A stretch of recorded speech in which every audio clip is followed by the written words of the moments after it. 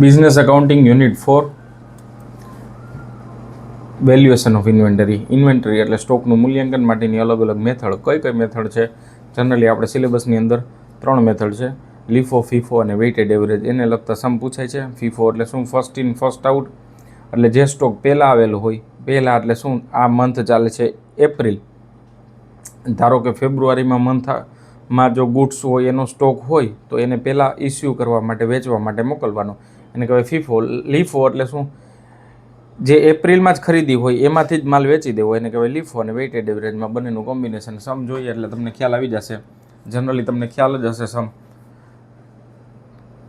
સમ number first valuation CAની અંદર આ ઇન્વેન્ટરીનું chapter આવેલું જ છે, પણ છતાં એક વખત ક્વિક રિવાઇઝ કરી નાખીએ. સમ નંબર 3 છે, ઇમ્પોર્ટન્ટ છે. સમ નંબર ફર્સ્ટ અને સેકન્ડ. ફર્સ્ટ છે ફીફો, સેકન્ડ છે લીફો અને થર્ડ છે બધાનું કોમ્બિનેશન. ટ્રાન્ઝેક્શન આપેલા છે, ડેટની અંદર કેવી રીતે રજિસ્ટર બનાવવામાં આવશે, રિસિપ્ટ, ઇસ્યુ અને બેલેન્સ. સ્ટોક રજિસ્ટર ફીફો મેથડથી કરીએ. ટ્રાન્ઝેક્શનને 1 by 1 આપણે રેકોર્ડ કરતા જઈએ. સૌથી પહેલાં ઓપનિંગ બેલેન્સ 20 કિલો, 1 કિલોના 2 રૂપિયા અને ટોટલ થાય અમાઉન્ટ 40. એ જ સ્ટોક પાછો બેલેન્સ મારીએ 20, 2 અને 40. પછી આવશે ઇસ્યુ. 20માંથી જ ઇસ્યુ થાય. જેટલો સ્ટોક હતો 10. કેટલા રેટ? તો રેટ જો જૂનો હોય એ જ રેટ જનરલી ઇસ્યુમાં આપેલો હશે જ નહીં, એટલે જે સ્ટોક હોય એના બેઝ ઉપર રેટ લેવાનો. લીફો હોય તો લેટેસ્ટવાળો, ફીફો હોય તો જે પ્રીવિયસ સ્ટોક એમાંથી એના રેટને આપણે કન્સિડર કરશું. બેલેન્સ કેટલી વધશે? 20માંથી 10 જાય તો સ્ટોક વધશે 10. 10 × 2 એટલે 20. પછી પરચેસ થશે 30 કિલો, એકના 2.50 એટલે ટોટલ 75. તો આપણી પાસે 10નો સ્ટોક તો હતો જ, પ્લસ આ સ્ટોકમાં ઉમેરો થાય એટલે 2 સ્ટોક વધે. આની અમાઉન્ટ થાય 20, આની અમાઉન્ટ થાય 75. આવી રીતે ટોટલ 95 અમાઉન્ટ વધે. 2 પ્રકારનો સ્ટોક 1 ફેબ્રુઆરીના દિવસે આપણી પાસે હશે, અલગ અલગ અમાઉન્ટવાળો. પછી છે ઇસ્યુડ થાય છે 20 ઇસ્યુડ. ફીફો મેથડ અપ્લાય કરીએ છીએ. ફીફો એટલે પહેલાં હોય એ પહેલાં જાય. પહેલાં 10 રૂપિયા, 10 યુનિટ 2 રૂપિયા લેખે 20 એ પહેલાં જાય વેચવા માટે, ઇસ્યુ માટે.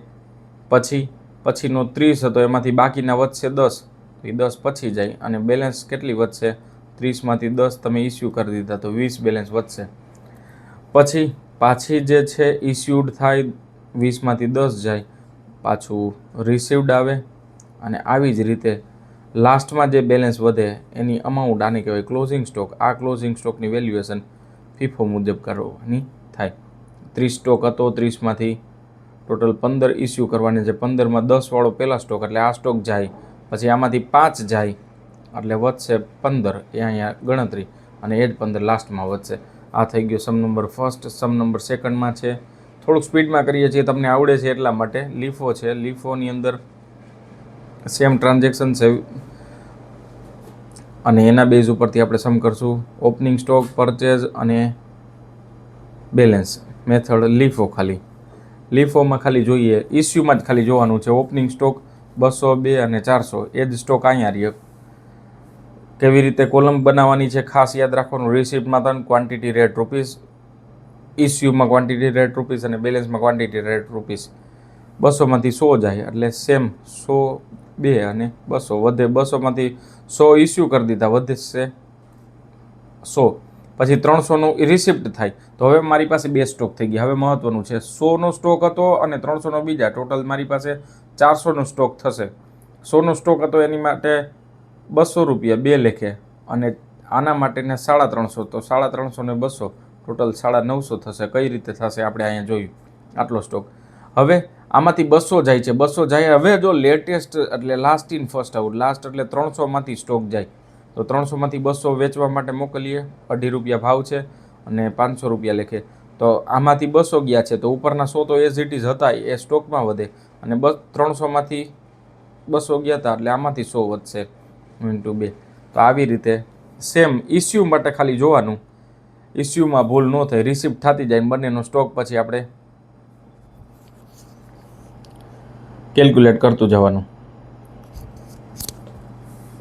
પછી પરચેઝ સ્ટોક પાછો સેમ, પાછો 150માં 200માંથી 150 જાય, 100ના 100 એઝ ઇટ ઇઝ વધશે અને 200માંથી 50 વધશે. તો આવી રીતે જે બેલેન્સ વધશે. અને લાસ્ટમાં આ જ સ્ટોક વધશે.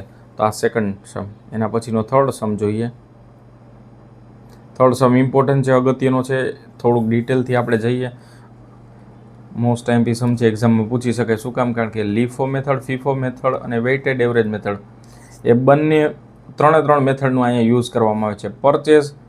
પરચેસ છે આપેલું છે, ઇસ્યુડ પરચેસ એટલે રિસિપ્ટ થઈ, રિસિપ્ટ ઇસ્યુ. પછી કીધેલું છે 12 તારીખે. તો 12 તારીખે આપણે કઈ મેથડ લેશું? 12 તારીખે મેથડ લેવાની છે લીફો, કે 12 તારીખે મેથડ લીફો અપ્લાય કરશું. 20 તારીખે મેથડ ફીફો અપ્લાય કરશું. 25 તારીખે method weighted average method apply કરશું. એટલે ત્રણે મેથડ એક સમની અંદર કરવાનું છે. સાવ સિમ્પલ છે, એમાં કાંઈ કરવાનું નથી. સિમ્પલ આપણે જેમ કરતા એ જ રીતે સ્ટોક રજિસ્ટરમાં જેવી રીતે લખતા સ્ટોક હતો એઝ ઇટ ઇઝ આપણે લખ્યો. પછી 360 પાછા રિસીવ્ડ થાય છે અને ટોટલ 180 હતા, 368 થયા, ટોટલ 540 થયા. હવે લીફો મેથડ આ 12 તારીખે આપણે ક્વેશ્ચનમાં જ કીધેલું છે કઈ મેથડ અપ્લાય કરવાની છે. લીફો મેથડ. લીફો એટલે શું? Last in first out. Total 300 issue માટે મોકલવાના છે. તો 360 જે છેલ્લે આવેલા હતા એ સ્ટોકને પહેલાં વેચવા માટે મોકલશું. એનો રેટ કેટલો હતો? તો કે ₹3. એ 3 અહીંયા અપ્લાય કરશું અને 900. તો 360માંથી 300 ગયા એટલે વધશે કેટલા? 60. એ આપણે અહીંયા લખ્યા. અને 180 ના 180 એઝ ઇટ ઇઝ. એના પછી 420નો સ્ટોક આવશે, એટલે આ બે સ્ટોક હતા, 420નો બીજો વધારો થશે. પછી ફીફો અપ્લાય કરશું. ફીફોમાં 480. ટોટલ તમારી પાસે ટોટલ 660 હતા. 660માંથી કેટલો માલ જવો જોઈએ? 480નો. એમાં ફીફો અપ્લાય કરીએ. ફીફોમાં સૌથી પહેલાં 180નો માલ જાય, પછી ટોટલ 60 જાય, એટલે ટોટલ મારો 240નો માલ ગયો હતો. હવે ટોટલ મારે કેટલા ઇસ્યુડ કરવાના છે? તો કે ટોટલ મારે 480 ઇસ્યુડ કરવાના છે. થયા કેટલા?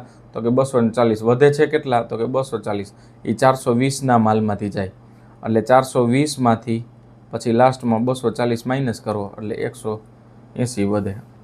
અને લાસ્ટ મેથડ છે થર્ડ. એમાં કઈ રીતે કરશું? થર્ડ મેથડમાં 180 ₹3 આ જે રિસીવ્ડ કરેલા છે, ક્વેશ્ચનમાં આપેલા છે. તો 180 હતા અને 180 રિસીવ્ડ થયા, ટોટલ થયા 360. રેટ આપણે અત્યારે નહીં મળે, રેટની ગણતરી જ મહત્વની છે. અહીંયા 540 અમાઉન્ટ, અહીંયા 720 અમાઉન્ટ, બંનેનો સમેશન, આનો અને આનો સમેશન, એટલે આ કેટલા? તો કે 540 અને 720 એનો બંનેનો 1260. 1260 ભાગ્યા 360, 1260ના છેદમાં 360 કરો એટલે 3.5 મળે. એની વર્કિંગ પણ અહીંયા નીચે દર્શાવેલી છે.